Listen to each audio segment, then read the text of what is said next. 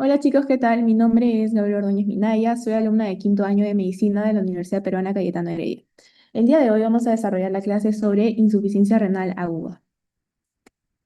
Los objetivos de la clase son, primero, definir la insuficiencia renal aguda y reconocer sus criterios diagnósticos, clasificar las causas de una quiembre renal intrínsecas y posrenales y explicar la fisiopatología de cada tipo. Interpretar los principales hallazgos del laboratorio y su relación con la fisiopatología en cada tipo de AQI. Identificar los factores de riesgo y comorbilidades que favorecen el desarrollo de una AQI. Y finalmente, describir las herramientas diagnósticas y el enfoque general del manejo.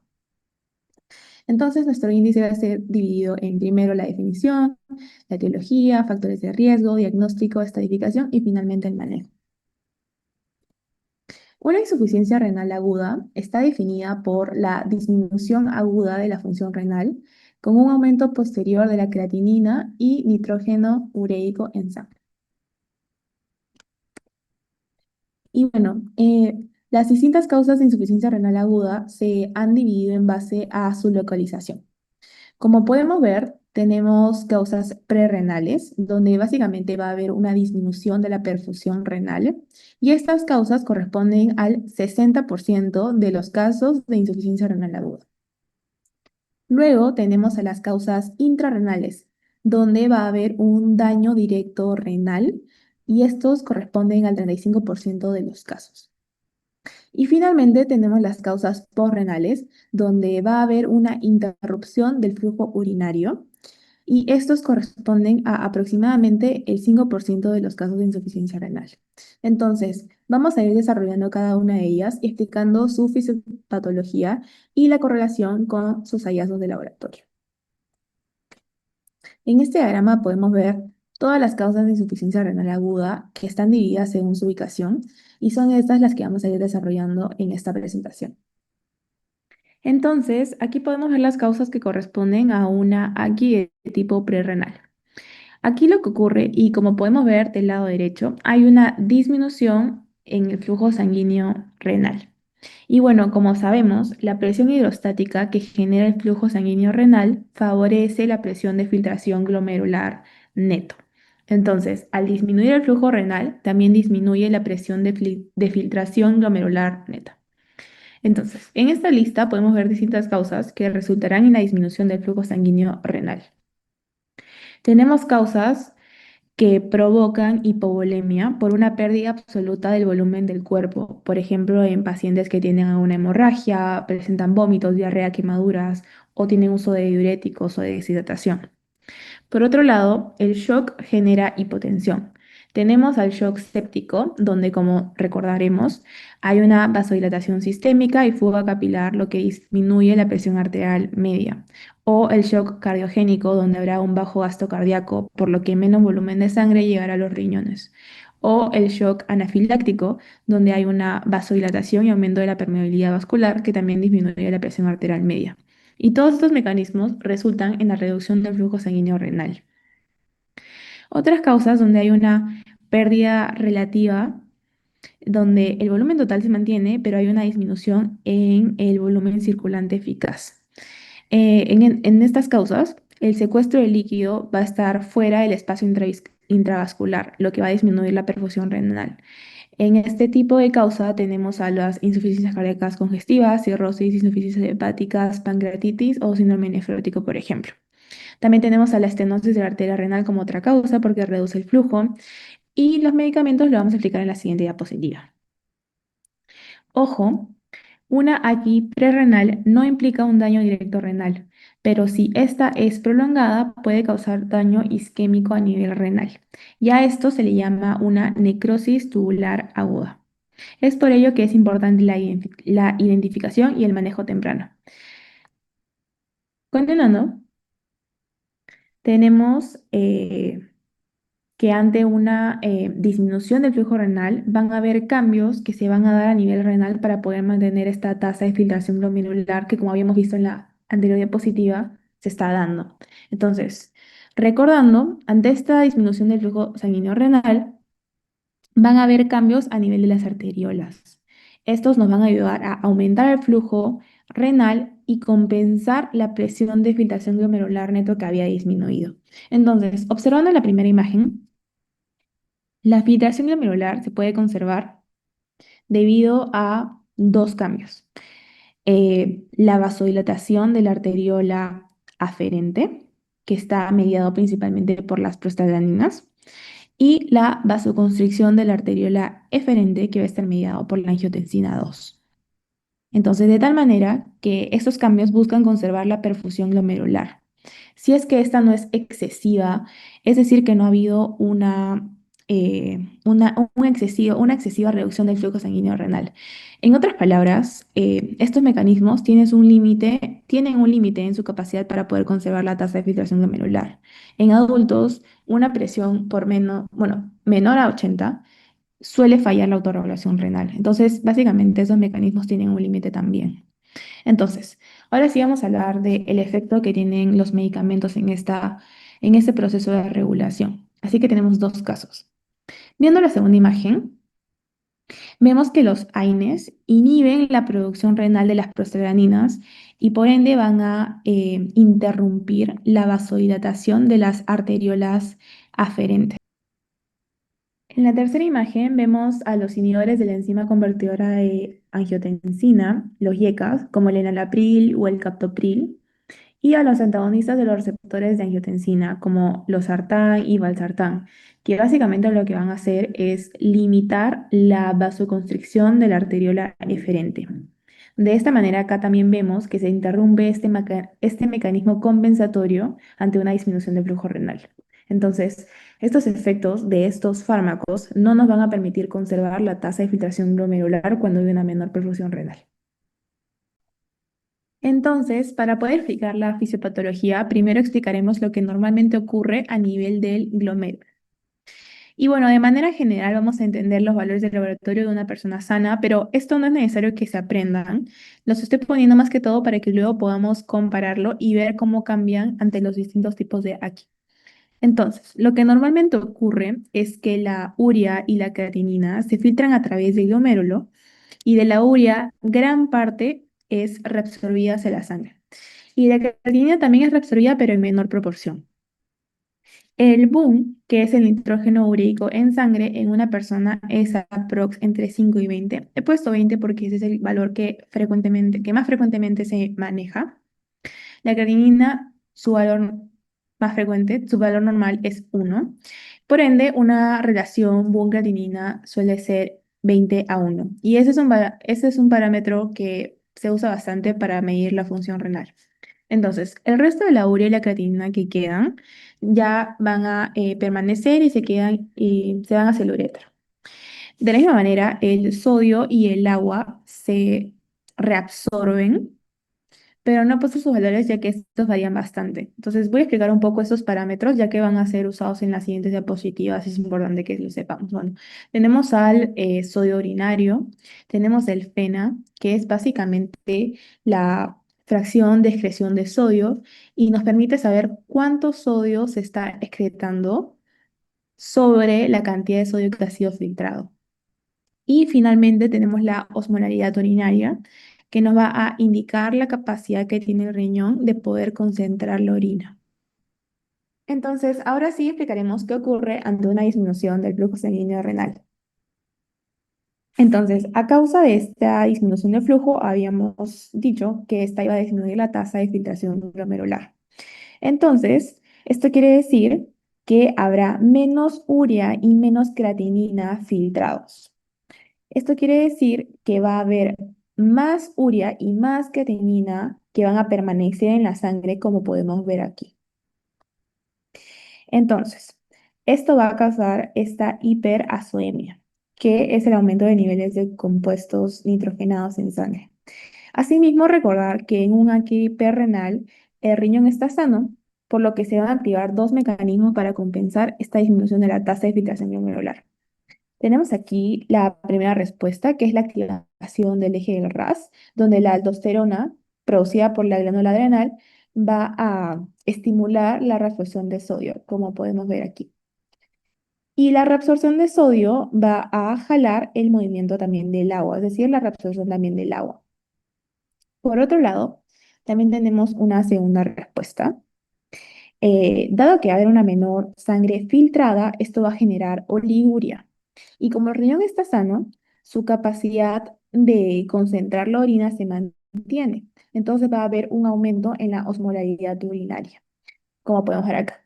Entonces, eh, esta osmolaridad urinaria va a estimular la secreción de la hormona antidiurética, que como ya sabemos va a estimular la reabsorción de la urea y el agua, como podemos ver acá también en el diagrama.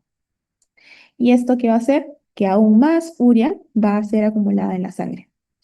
Entonces, ahora que ya sabemos lo que ocurre a nivel renal, vamos a interpretar los resultados del laboratorio. Bueno, primero habíamos visto que un boom normal era entre 5 y 20. En este caso, como se está acumulando la urea en sangre, el boom va a subir a 60. De la misma manera, la creatinina que también se está acumulando va a subir de a 2. Antes habíamos visto que era 1, ahora va a subir a 2. Y por ende también la relación boom-creatinina va a incrementar y va a ser mayor a 21. De la misma manera, debido a que está habiendo una reabsorción de sodio, el sodio urinario va a ser menor de 20 porque está quedando menos sodio a nivel de la orina. Y el FeNA también va a disminuir, esta va a ser menor a 1%. Y bueno, esto va a reflejar que está habiendo una respuesta adecuada a esta disminución del flujo sanguíneo renal. Y bueno, finalmente, como el riñón está sano, en el aquí prerrenal, el riñón va a mantener la capacidad que tiene de concentrar la orina, por la que ésta se va a encontrar en un valor, bueno, por la que la osmolalidad se va a encontrar en un valor mayor a 550. Entonces, permanece su capacidad de concentrar la orina. Ahora sí pasamos a la aquí intrínseca, donde va a haber un daño renal directo. Y esta a su vez se puede dividir dependiendo del sitio principal del daño renal, ya sea tubular, vascular, glomerular e intersticial. Y bueno, en el diagrama a la derecha podemos observar las distintas causas categorizadas dependiendo de la ubicación del daño. Entonces, la etiología más común intrínseca es la necrosis tubular aguda, que es la muerte de las células tubulares. Y esta puede deberse a distintas causas. Empezando con la causa isquémica, a pesar de que los riñones reciben el 20% del gasto cardíaco, la médula renal es una de las regiones más hipóxicas del organismo. Su porción externa es muy vulnerable al daño isquémico. Y bueno, como había mencionado en la diapositiva del aquí prerrenal, esta puede evolucionar y puede generar daño tubular debido a una isquemia prolongada. Bueno, en cuanto a los fármacos nefrotóxicos, tenemos a los medios de contraste yodados. El riesgo de estos contrastes es muy bajo en personas que tienen una función renal normal, pero sí puede ser perjudicial, perdón, en pacientes con alguna nefropatía crónica de base. Por otro lado, tenemos a los aminoglucósidos. Estos se van a filtrar libremente a través del glomérulo y se van a acumular en el interior de la corteza renal y estos pueden ser, bueno, pueden resultar ser nefrotóxicos. También tenemos al metotrexato, tenemos a la anfotericina B, tenemos al etilenglicol. Estos, por ejemplo, están presentes en los anticongelantes de los carros y también pueden generar una lesión tubular directa. También tenemos a los AINES, que habíamos visto que también estaban relacionados a una equipra renal, pero también a su vez pueden generar una toxicidad directa sobre el epitelio tubular. También tenemos a las toxinas endógenas. Tenemos, por ejemplo, a la hemoglobina, que, por ejemplo, en casos donde hay una hemólisis masiva, va a haber una liberación de mucha cantidad de hemoglobina y esta puede superar la capacidad que tiene nuestro cuerpo de controlar esta cantidad que se está liberando. Entonces, esto va a generar que el exceso se filtre a través del glomérulo y produzca toxicidad directa sobre las células tubulares. Por otro lado, tenemos a la mioglobina. Esta es liberada desde los miocitos lesionados y se da en casos de rhabdomiólisis, donde clásicamente el clásico escenario es por un aplastamiento traumático. También se puede dar en otros escenarios como una isquemia muscular debido a una cirugía o un ejercicio extremo, miopatías, etc. Y bueno, al momento de filtrarse, em, esta puede producir toxicidad directa sobre también las células tubulares. Después tenemos al ácido úrico. Este se puede dar en el síndrome de lisis tumoral. Entonces, este síndrome bueno, ocurre luego de una quimioterapia. Entonces, va a haber una degradación, bueno, dado que va a haber una degradación masiva de ácidos nucleicos, estos van a liberar ácido úrico que se puede precipitar en los túbulos renales y causar toxicidad. Por otro lado, y finalmente, tenemos a las cadenas ligeras de proteína que se da en mieloma múltiple. Entonces, en el mieloma múltiple, las células plasmáticas van a producir grandes cantidades de estas cadenas ligeras libres y estas se van a filtrar fácilmente por el glomérulo. Y bueno, estas pueden resultar ser tóxicas para el epitelio tubular. Por otro lado, quise incluir esta diapositiva, ya que creo que esos datos son bastante importantes que se sepan. Eh, el túbulo proximal y la rama ascendente gruesa de la asa de Henle son los más vulnerables al daño isquémico y el túbulo contorneado proximal es el más vulnerable al daño por toxinas, ¿no? Estas dos ubicaciones son bastante importantes de saber. Y bueno, en cuanto a los otros tres tipos de daño renal que se están dando, intrarrenal que se están dando, tenemos a enfermedades vasculares como el clásico SHU, que se da en una población pediátrica. Tenemos a la púrpura trombocitopénica trombótica, alguna emergencia hipertensiva, vasculitis o una trombosis de la vena renal. A nivel glomerular, tenemos a la glomerulonefritis, que altera la barrera de filtración y el flujo sanguíneo. Entonces, bueno, esta se va a dar por depósitos de complejo antígeno-anticuerpo que se van a depositar en el tejido glomerular. Y bueno, se va a producir toda una cascada de eventos que finalmente va a terminar en la activación de enzimas lisosomales. Y como podemos ver en la imagen, va a resultar en el daño de los podocitos y por ende la barrera de filtración. Y finalmente tenemos a nivel intersticial, tenemos la nefritis intersticial aguda, que se va a dar por una infiltración de células inmunes que van a generar una inflamación. Y esta se puede dar por distintas causas, como medicación, donde es importante recordar a los beta-lactámicos, a las sulfonamidas, a la fenitoína, a los AINES una vez más, ciclosporina, y los inhibidores de bomba de protones. También se puede dar por alguna infección y también se puede dar por alguna enfermedad infiltrativa, ¿no? Como la sarcoidosis o la amiloidosis. Y entonces, para continuar con la fisiopatología y los resultados de laboratorio, en una necrosis tubular aguda, cuando las células mueren, caen y se acumulan en el túbulo, tapándolo y esto va a generar una presión incrementada a nivel tubular, como podemos ver con estas flechitas rojas. Esto va a generar que la diferencia de presiones a nivel glomerular y que favorece la presión de filtración va a ser menor. Y esto va a generar que también disminuya la presión de filtración glomerular. Al disminuir esta tasa de filtración glomerular, menos urea y creatinina se van a filtrar, por lo que se va a empezar a acumular en la sangre y esto va a generar hiperazoemia. Además, como habíamos visto, hay un daño renal directo. Entonces, la capacidad a nivel renal de reabsorber los electrolitos va a disminuir. Entonces, como podemos ver en el gráfico, ya no va a haber el intercambio normal que ocurre en un riñón sano, que habíamos visto en el anterior caso. De la misma manera, el potasio, por ejemplo, se va a empezar a acumular en la sangre y va a haber riesgo de hipercalemia, o los ácidos tampoco se van a poder excretar y también va a haber riesgo de acidosis metabólica. Entonces, mirando los resultados del laboratorio, el BUN y la creatinina están aumentados en comparación con un valor normal porque se están filtrando menos en el glomérulo. La relación bungratinina también va a ser menor, ya que la urea no se está reabsorbiendo como debería ser en un riñón normal. Entonces, el BUN va a ser 15:1. Va a ser menos de 15:1. El sodio también, como no se puede reabsorber, va a aumentar su concentración en la orina. Entonces, vamos a encontrar un sodio urinario mayor a 40 y una fracción de excreción de sodio mayor al 2%.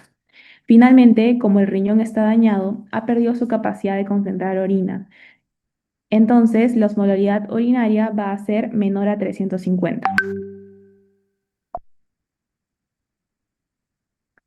En esta diapositiva tenemos un resumen de las diferencias entre, bueno, entre las diferencias de los hallazgos de laboratorio entre un aquí prerrenal e intrínseco. Y esto está señalado con una estrellita para que sepan que esos son los valores que tienen que sí o sí saberse porque son los que les van a permitir hacer esta diferenciación. Em, Algunos datitos que podría mencionar es que el bungatinina es muy usado en la práctica clínica, pero no es bueno para distinguir entre un aquí prerrenal e intrínseco. El mayor valor diagnóstico para poder diferenciar entre una prerrenal y una necrosis tubular aguda es el FENA. De la misma manera, la respuesta al tratamiento nos va a finalmente confirmar el mecanismo de la AQI. Otro dato también importante es que el valor más adecuado para el diagnóstico de una AQI prerrenal es la concentración del sodio en la orina.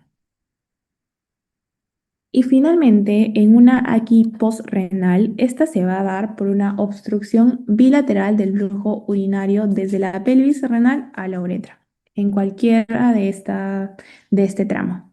Entonces, ojo, si la obstrucción es unilateral y el riñón contralateral no está afectado, una AQI es muy improbable.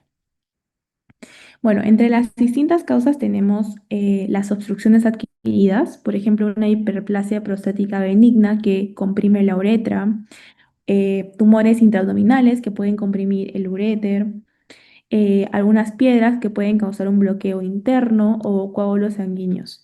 También tenemos la vejiga neurogénica que puede estar presente, por ejemplo, en una neuropatía periférica o alguna malformación congénita como alguna estenosis uretral. Y bueno, como se puede ver en este gráfico de aquí, cuando hay un bloqueo agudo de la corriente de orina, que normalmente va a ser unidireccional, se va a elevar la presión hidrostática retrógrada y esto va a interferir, como podemos ver aquí, esta muestra la elevación hidrostática retrógrada y bueno, como mencionaba, va a interferir con la filtración glomerular. Entonces, en una obstrucción postrenal, veremos dos fases. Inicialmente, debido a que se ha interrumpido el flujo unidireccional de la orina, se va a generar la presión hidrostática retrógrada, que está señalada con la flecha en rojo, que va a disminuir la gradiente de presiones que favorecía la filtración glomerular. Entonces, esto va a disminuir la presión de filtración glomerular y por ende la tasa de filtración glomerular.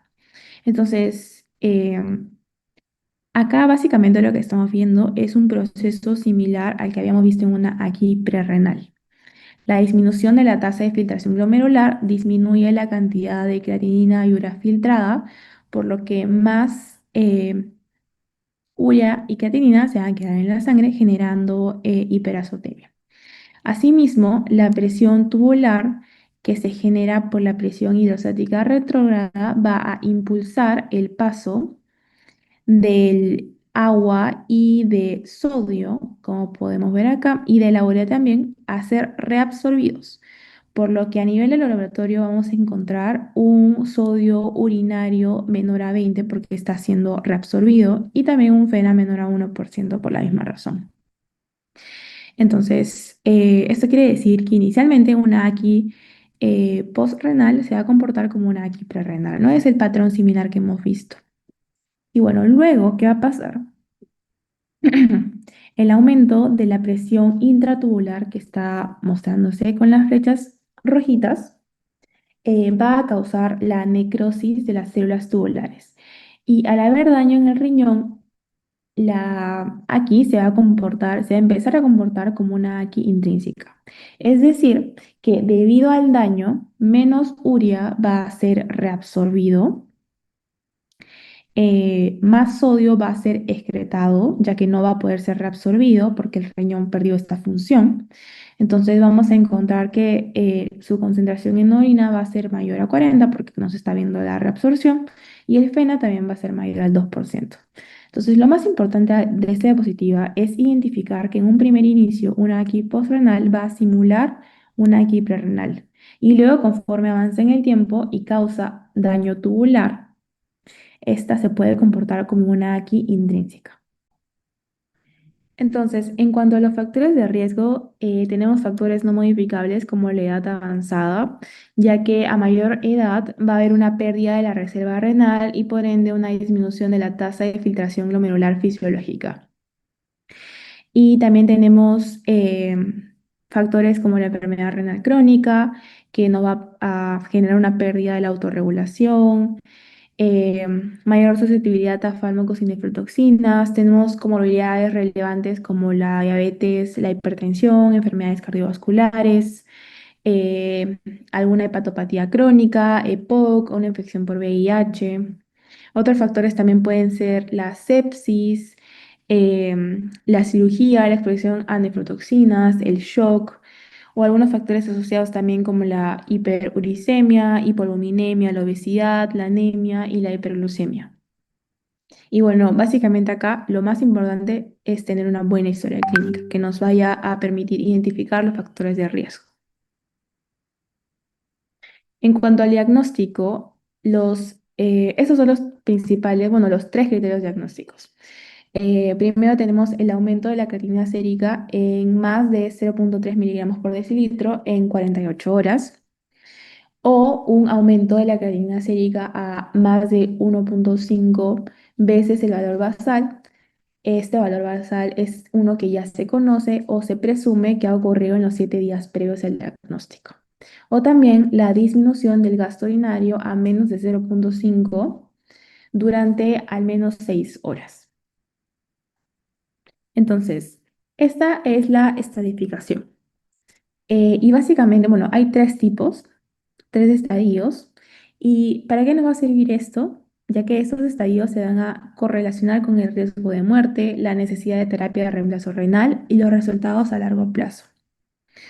De todas maneras, estos estadios se pueden clasificar ya sea en base a los datos de la creatinina sérica o a la de producción de orina. Y es importante también que lo sepan porque ya lo han preguntado antes también. Entonces, en cuanto al manejo, primero es importante diferenciar entre una AQI y una nefropatía crónica para el diagnóstico y tratamiento apropiados. Y para esto, para descartar una enfermedad renal crónica, nos vamos a guiar de manifestaciones clínicas, por ejemplo, un paciente que presenta fatiga, prurito, asterixis, náuseas, vómitos, disminución del apetito, por algunos resultados de laboratorio como la proteinuria, una ecografía renal también que nos puede, donde vamos a hallar, por ejemplo, un riñón con una longitud menor a 10 centímetros o una disminución del grosor del parénquima o cortical o un aumento en la ecogenicidad cortical. Entonces, como se señala acá, es importante hacer una ecografía, sobre todo también porque hay pacientes donde va a estar la sospecha de una renal por obstrucción, entonces es importante descartar una hidronefrosis, que es una complicación de esta. Entonces, el siguiente pilar del manejo de una AQI es identificar el tipo de AQI, ya que el tratamiento va a ser dirigido a la causa de fondo.